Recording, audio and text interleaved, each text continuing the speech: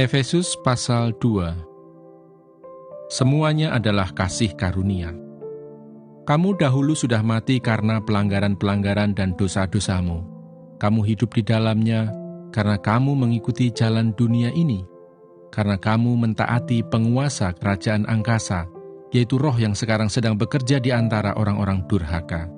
Sebenarnya dahulu kami semua juga terhitung di antara mereka ketika kami hidup di dalam hawa nafsu daging dan menuruti kehendak daging dan pikiran kami yang jahat. Pada dasarnya, kami adalah orang-orang yang harus dimurkai, sama seperti mereka yang lain.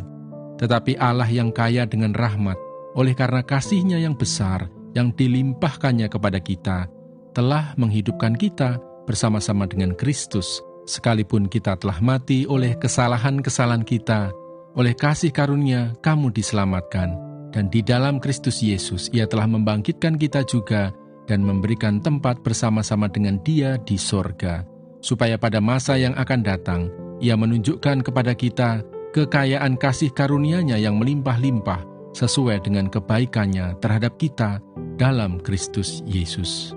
Sebab karena kasih karunia, kamu diselamatkan oleh iman.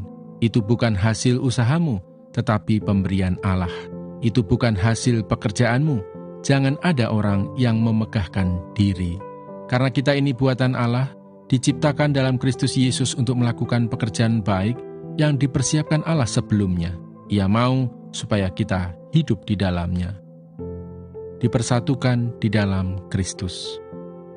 Karena itu ingatlah bahwa dahulu kamu sebagai orang-orang bukan Yahudi menurut daging, yang disebut orang-orang tak bersunat oleh mereka yang menamakan dirinya sunat, yaitu sunat lahiriah yang dikerjakan oleh tangan manusia, bahwa waktu itu kamu tanpa Kristus, tidak termasuk kewargaan Israel dan tidak mendapat bagian dalam ketentuan-ketentuan yang dijanjikan, tanpa pengharapan dan tanpa Allah di dalam dunia.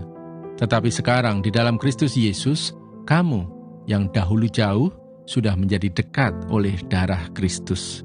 Karena Dialah damai sejahtera kita, yang telah mempersatukan kedua pihak dan yang telah merubuhkan tembok pemisah, yaitu perseteruan, sebab dengan matinya sebagai manusia, Ia telah membatalkan hukum Taurat dengan segala perintah dan ketentuannya, untuk menciptakan keduanya menjadi satu manusia baru di dalam dirinya, dan dengan itu mengadakan damai sejahtera, dan untuk memperdamaikan keduanya di dalam satu tubuh dengan Allah oleh salib, dengan melenyapkan perseteruan pada salib itu. Ia datang dan memberitakan damai sejahtera kepada kamu yang jauh, dan damai sejahtera kepada mereka yang dekat. Karena oleh Dia, kita kedua pihak dalam satu roh, beroleh jalan masuk kepada Bapa. Demikianlah kamu bukan lagi orang asing dan pendatang, melainkan kawan sewarga dari orang-orang kudus dan anggota-anggota keluarga Allah, yang dibangun di atas dasar para rasul dan para nabi, dengan Kristus Yesus sebagai batu penjuru. Di dalam Dia, tumbuh seluruh bangunan, rapi tersusun, menjadi bait Allah yang kudus di dalam Tuhan. Di dalam Dia, kamu juga turut dibangunkan menjadi tempat kediaman Allah di dalam Roh. Yesaya pasal 19. Ucapan ilahi terhadap Mesir. Ucapan ilahi terhadap Mesir. Lihat, Tuhan mengendarai awan yang cepat dan datang ke Mesir. Maka berhala-berhala Mesir gemetar di hadapannya, dan hati orang Mesir merana hancur dalam diri mereka. Aku akan menggerakkan orang Mesir melawan orang Mesir, supaya mereka berperang, setiap orang melawan saudaranya, dan setiap orang melawan temannya. Kota melawan kota, kerajaan melawan kerajaan. Semangat orang Mesir menjadi hilang, dan rancangannya akan kukacaukan. Maka mereka akan meminta petunjuk kepada berhala-berhala dan kepada tukang-tukang jampi, kepada arwah dan kepada roh-roh peramal.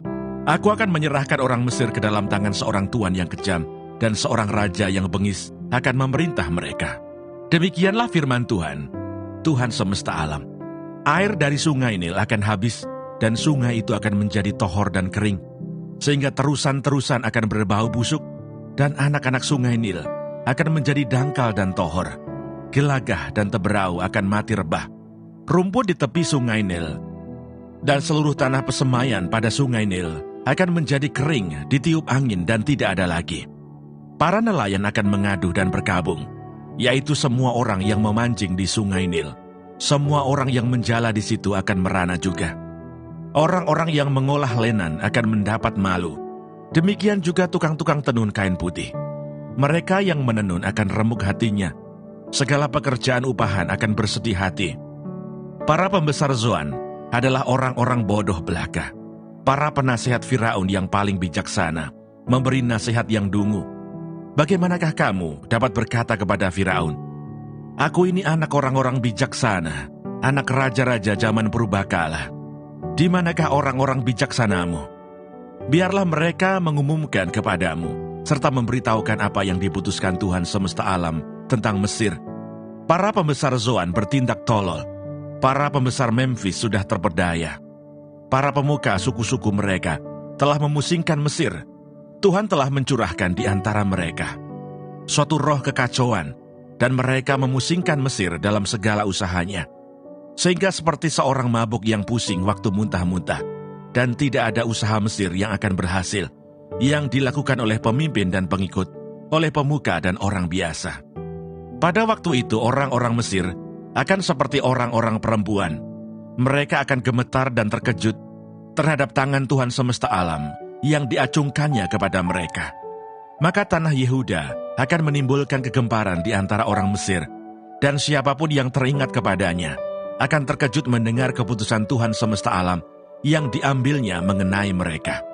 Pada waktu itu akan ada 5 kota di tanah Mesir yang berbicara bahasa Kanaan dan yang bersumpah demi Tuhan semesta alam. Satu di antaranya akan disebutkan Ir-Heres. Pada waktu itu akan ada mezbah bagi Tuhan di tengah-tengah tanah Mesir, dan tugu peringatan bagi Tuhan pada perbatasannya. Itu akan menjadi tanda kesaksian bagi Tuhan semesta alam di tanah Mesir. Apabila mereka berseru kepada Tuhan oleh karena orang-orang penindas, maka Ia akan mengirim seorang juru selamat kepada mereka yang akan berjuang dan akan melepaskan mereka.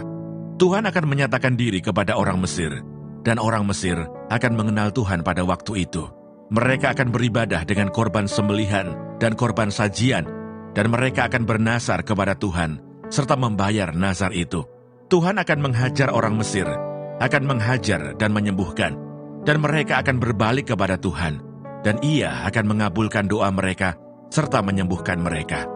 Pada waktu itu akan ada jalan raya dari Mesir ke Asyur, sehingga orang Asyur dapat masuk ke Mesir, dan orang Mesir ke Asyur, dan Mesir akan beribadah bersama-sama Asyur. Pada waktu itu Israel akan menjadi yang ketiga di samping Mesir dan di samping Asyur, suatu berkat di atas bumi yang diberkati oleh Tuhan semesta alam dengan berfirman, "Diberkatilah Mesir umatku, dan Asyur buatan tanganku, dan Israel milik pusakaku." Yesaya pasal 20. Ucapan ilahi terhadap Mesir dan Ethiopia. Pada tahun ketika Panglima yang dikirim oleh Sargon, Raja Asyur, tiba di Asdod, lalu memerangi dan merebutnya. Pada waktu itu berfirmanlah Tuhan melalui Yesaya bin Amos firman-Nya, "Pergilah dan bukalah kain kabung dari pinggangmu, dan tanggalkanlah kasut dari kakimu." Lalu ia pun berbuat demikian, maka berjalanlah ia telanjang dan tidak berkasut. Berfirmanlah Tuhan, "Seperti hambaku Yesaya berjalan telanjang dan tidak berkasut 3 tahun lamanya, sebagai tanda dan alamat terhadap Mesir dan terhadap Ethiopia, demikianlah Raja Asyur akan menggiring orang Mesir sebagai tawanan, dan orang Ethiopia sebagai buangan, tua dan muda, telanjang dan tidak berkasut dengan pantatnya kelihatan. Suatu penghinaan bagi Mesir. Maka orang akan terkejut dan malu karena Ethiopia, pokok pengharapan mereka, dan karena Mesir, kebanggaan mereka. Dan penduduk tanah pesisir ini akan berkata pada waktu itu, "Lihat, beginilah nasib orang-orang yang kami harapkan. Kepada siapa kami melarikan diri minta pertolongan, supaya diselamatkan dari Raja Asyur? Bagaimana mungkin kami terluput?"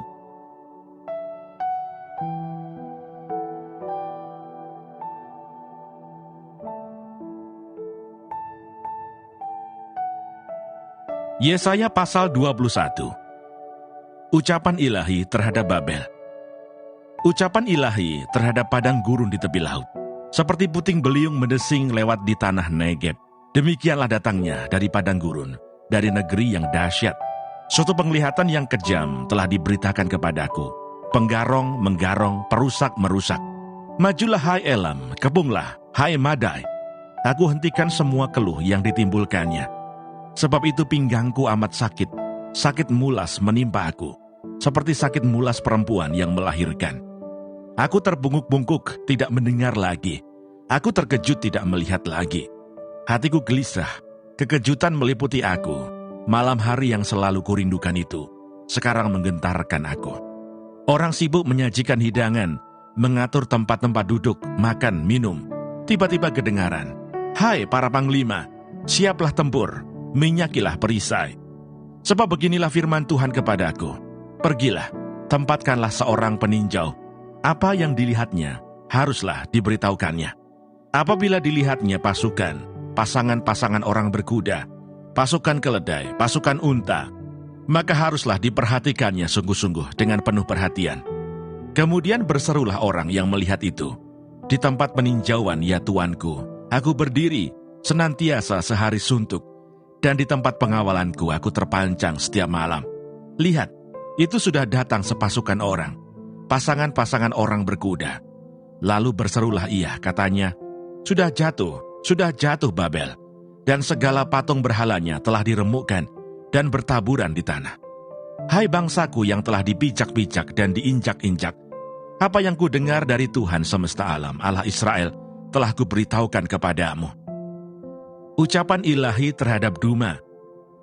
Ucapan ilahi terhadap Duma. Ada seorang berseru kepadaku dari Seir, "Hai pengawal, masih lama malam ini. Hai pengawal, masih lama malam ini." Pengawal itu berkata, "Pagi akan datang, tetapi malam juga. Jika kamu mau bertanya, datanglah bertanya sekali lagi." Ucapan ilahi terhadap Arabia. Di belukar di Arabia kamu akan bermalam. Hai kafilah-kafilah orang Dedan, hai penduduk tanah Tema, keluarlah, bawalah air kepada orang yang haus. Pergilah, sambutlah orang pelarian dengan roti. Sebab mereka melarikan diri terhadap pedang, ya, terhadap pedang yang terhunus, terhadap busur yang dilentur, dan terhadap kehebatan peperangan. Sebab beginilah firman Tuhan kepadaku, dalam setahun lagi, menurut masa kerja prajurit upahan, maka segala kemuliaan Kedar akan habis, dan dari pemanah-pemanah yang gagah perkasa dari Bani Kedar akan tinggal sejumlah kecil saja, sebab Tuhan Allah Israel telah mengatakannya. Demikianlah pembacaan firman Tuhan hari ini. Tuhan Yesus memberkati.